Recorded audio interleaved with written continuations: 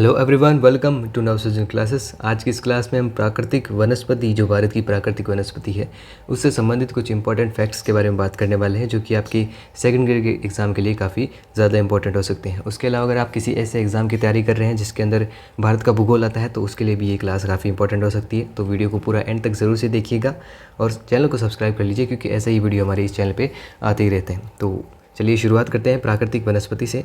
वनस्पति से तात्पर्य क्या होता है? वृक्षों, झाड़ियों, घासों, बेलों और लताओं आदि के समूह अथवा पौधों की विभिन्न प्रजातियों से हैं, जो एक निश्चित पर्यावरण के अंदर पाई जाती है।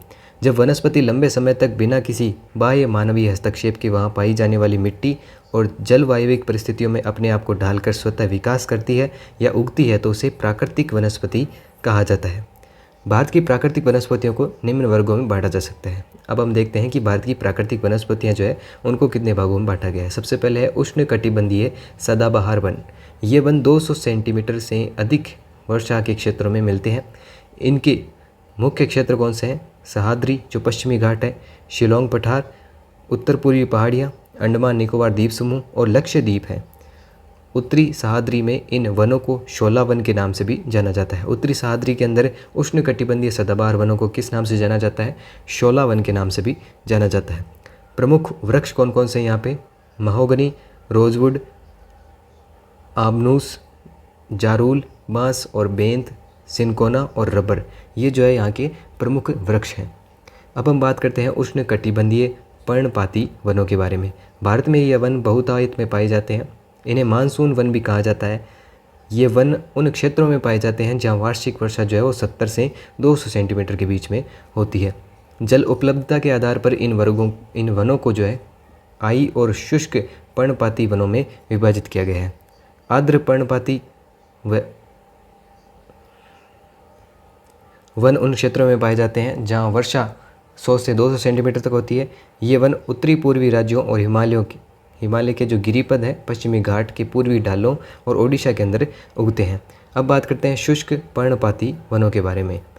देश के उन विस्तृत भागों में मिलते हैं जहां वर्षा जो 70 से 100 सेंटीमीटर के बीच में होती है। आर्द्र क्षेत्रों की ओर ये वन जो है वो आर्द्र पर्णपाती और शुष्क क्षेत्रों की ओर कांटेदार वनों में मिल जाते हैं। ये वन प्रायद्वीप में अधिक वर्षा वाले भागों और उत्तर प्रदेश व बिहार के मैदानी भागों के अंदर पाए जाते हैं। अधिक वर्षा वाले प्रायद्वीपीय पठार और उत्तर भारत के मैदानों में ये वन पार्कनुमा भूदृश्य बनाते हैं, जहाँ सागवान और अन्य पेड़ों के बीच हरी भरी घास रहती है।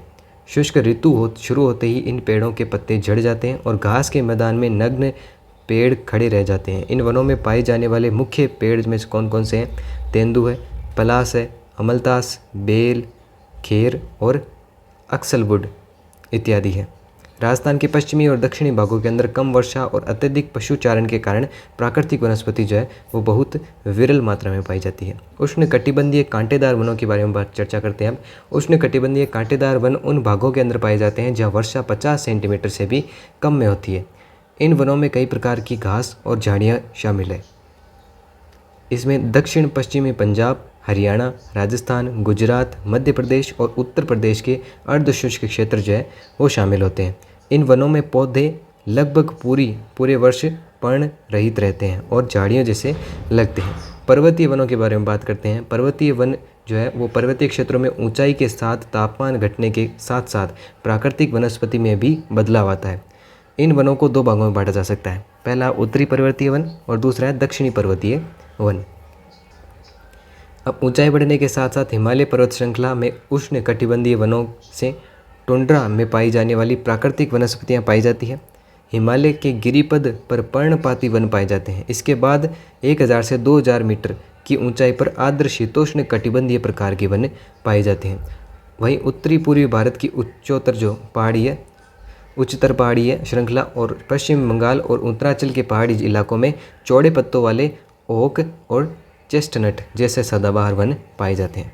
अधिक ऊंचाई वाले भागों में टुंड्रा वनस्पति जैसे मॉस व लाइकन आदि जो है वो पाई जाती है अधिक ऊंचाई वाले भागों के अंदर। अब बात करते हैं वेलांचली व अनूप वनों के बारे में। भारत में विभिन्न प्रकार के आर्द्र व अनूप आवास पाए जाते हैं। इसके 70% भाग पर कौन सा? चावल की खेती की जाती है। भारत में लगभग 39 लाख हेक्टेयर भूमि जो है वो आर्द्र है और ओडिशा में चिल्का और भरतपुर में केवलादेव राष्ट्रीय पार्क अंतर्राष्ट्रीय महत्व की आर्द्र भूमियों में के अंतर्गत रक्षित जल कुक्कुट आवास है। भारत में मैंग्रोव वन जो है वो 4,991.68 वर्ग किलोमीटर के अंदर फैले हैं, जो देश के कुल भौगोलिक क्षेत्र का कितना है 0.15% है। ये अंडमान और निकोबार द्वीप समूह व पश्चिम बंगाल के सुंदरबन डेल्टा में अत्यधिक विकसित होते हैं। इनके अलावा ये महानदी, गोदावरी और कृष्णा नदियों के डेल्टाई भाग के अंदर भी पाए जाते हैं। पलाश को जंगल की आग भी कहा जाता है। पलाश जो है उसे जंगल की आग भी कहा जाता है। ये उत्तर प्रदेश एवं झारखंड का राजकीय पुष्प भी है। पलाश जो पुष्प है उसे जंगल की आग कहा जाता है और ये उत्तर प्रदेश और झारखंड इन दोनों का राजकीय पुष्प भी है। यूकेलिप्टस को पारिस्थितिकी आतंकवादी पौधे की संज्ञा दी जाती है। जो यूकेलिप्टस पौधा है उसको पारिस्थितिकी आतंकवादी पौधे की संज्ञा दी जाती है। अब बात करते हैं वन अनुसंधान केंद्रों के बारे में। इंदिरा गांधी राष्ट्रीय वन अकादमी देहरादून जो कि उत्तराखंड के अंदर है। भारतीय प्लाईवुड उद्योग अनुसंधान और प्रशिक्षण संस्थान जो कि बेंगलोर के अंदर है। भारतीय वन प्रबंधन संस्थान भोपाल जो कि मध्य प्रदेश के अंदर है। और भारतीय वानिकी अनुसंधान एवं शिक्षा परिषद यह है देहरादून उत्तराखंड के अंदर। जीबी पंत हिमालयन पर्यावरण और विकास संस्थान कहाँ पे है? अल्मोड़ा उत्तराखंड के अंदर है। ये काफ़ी इंपॉर्टेंट है, इसको आप ज़रूर से नोट डाउन करिएगा। जवाहरलाल नेहरू उष्णकटिबंधीय वनस्पति बागान और अनुसंधान संस्थान जो है वो तिरुवनंतपुरम केरल के अंदर स्थित है। उसके अलावा Indian institute of ecology and environment जो है वो नई दिल्ली के अंदर स्थित है। पर्यावरण, वन एवं जलवायु परिवर्तन मंत्रालय ने भारत वन स्थिति रिपोर्ट 2023 के अनुसार ये सारी की सारी श्रृंखला की 18वीं जो रिपोर्ट थी वो जारी की थी। ISFR को भारतीय वन विज्ञानी द्वारा 1987 में द्विवार्षिक आधार पर प्रकाशित किया गया। वन एवं वृक्ष आवरण में अधिकतम वृद्धि दर्शाने वाले 4 शीर्ष राज्य कौन से? छत्तीसगढ़ है, उसके बाद उत्तर प्रदेश है, उसके बाद ओडिशा है और उसके बाद राजस्थान है। वनावरण में अधिकतम वृद्धि दर्शाने वाले शीर्ष 3 राज्य कौन कौन से हैं? एक तो मिजोरम जिसने 242 वर्ग किलोमीटर की वृद्धि दर्शाई, उसके बाद गुजरात जिसने 180 वर्ग किलोमीटर की वृद्धि दर्शाई और ओडिशा जो कि 152 वर्ग किलोमीटर की जो वृद्धि है उन्होंने दर्शाई। क्षेत्र की दृष्टि से सबसे अधिक वन एवं वृक्ष आवरण वाले शीर्ष 3 राज्य कौन कौन से हैं? मध्य प्रदेश, अरुणाचल प्रदेश और महाराष्ट्र। क्षेत्रफल की दृष्टि से सर्वाधिक वनावरण वाले शीर्ष राज्य कौन कौन से 3 हैं? मध्य प्रदेश है, अरुणाचल प्रदेश और छत्तीसगढ़ है।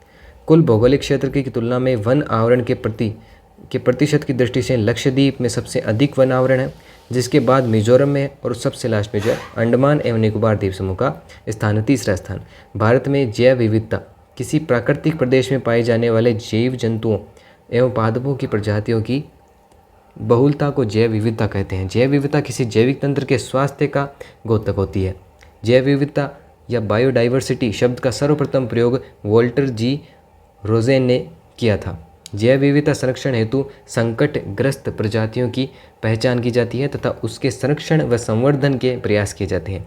IUCN इस संबंध में रेड डाटा बुक प्रकाशित करता है। रेड डाटा बुक काफ़ी इंपॉर्टेंट है, ये भी आपको ध्यान में रखना है। IUCN लाल सूची जो रेड डाटा बुक है इसके बारे में और चर्चा करते हैं। पारिस्थितिकी संकटों का अध्ययन करने व उन पर सुझाव देने के लिए 1948 के अंदर IUCN international union of conservation of nature and natural resources IUCN का गठन किया गया। इसका मुख्यालय स्विट्जरलैंड में है। अंतर्राष्ट्रीय जैव विविधता दिवस जो है वो 22 मई को मनाया जाता है। अंतर्राष्ट्रीय जैव विविधता दिवस कब मनाया जाता है? 22 मई को। और IUCN का मुख्यालय कहाँ पे है? स्विट्जरलैंड के अंदर है। इसका गठन कब किया गया? 1948 में। इसका फुल फॉर्म भी पूछ लिया जाता है, IUCN का फुल फॉर्म क्या है? तो international union of conservation of nature and natural resources इसका फुल। अब आगे बढ़ते हैं। वर्ष 1855 में देश का पहला चिड़ियाघर चेन्नई के अंदर बनाया गया था। देश का पहला चिड़ियाघर कहाँ पे बनाया गया? चेन्नई के अंदर 1855 के अंदर। कोलकाता का अलीपुर चिड़ियाघर देश का सबसे बड़ा चिड़ियाघर है जिसकी स्थापना कब हुई? 1875 के अंदर हुई। अब हम बात करते हैं जैवमंडल आरक्षित क्षेत्र का आंतरिक विभाजन के बारे में। सबसे पहले तो ये जो बाहरी हिस्सा है ये है संक्रमण वाला, फिर बफर, और ये जो बीच वाला ये है मुख्य हिस्सा।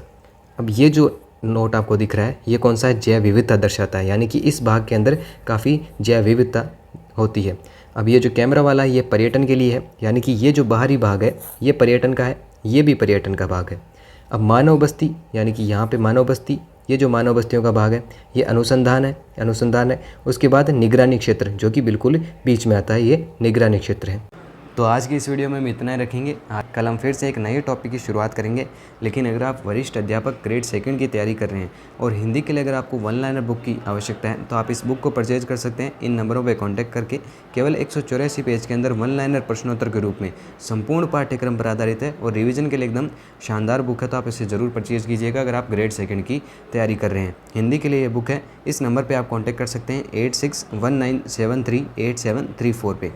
इसके अलावा स्कूल व्याख्याता जो ग्रेड 1 है उसकी अगर आप तैयारी कर रहे हैं उसके लिए भी कुल पेज 204 के अंदर वन लाइनर प्रश्नोत्तर के रूप में संपूर्ण पाठ्यक्रम पर आधारित है और रिवीजन के लिए एकदम शानदार पुस्तक है। इसे भी आप परचेज़ कर सकते हैं अगर आप चाहें तो। ऑनलाइन मंगवाने के लिए व्हाट्सअप करना है आपको इस नंबर के ऊपर 8619738734 पे। आपके नज़दीकी बुक डिपो पे भी अवेलेबल हो सकती है, आप उसे एक बार पूछताछ कर लीजिएगा। अगर वहाँ पे अवेलेबल होती है तो आप वहाँ से परचेज़ कर लीजिए, नहीं तो आप ऑनलाइन मंगवा सकते हैं। व्हाट्सएप पे आपको सिर्फ मैसेज डालना है, बुक का नाम लिख दीजिएगा, आपको सारी की सारी जानकारी दे दी जाएगी, कैसे क्या पेमेंट करना है और किस प्रकार से आपके घर तक ये बुक पहुँचाई जाएगी।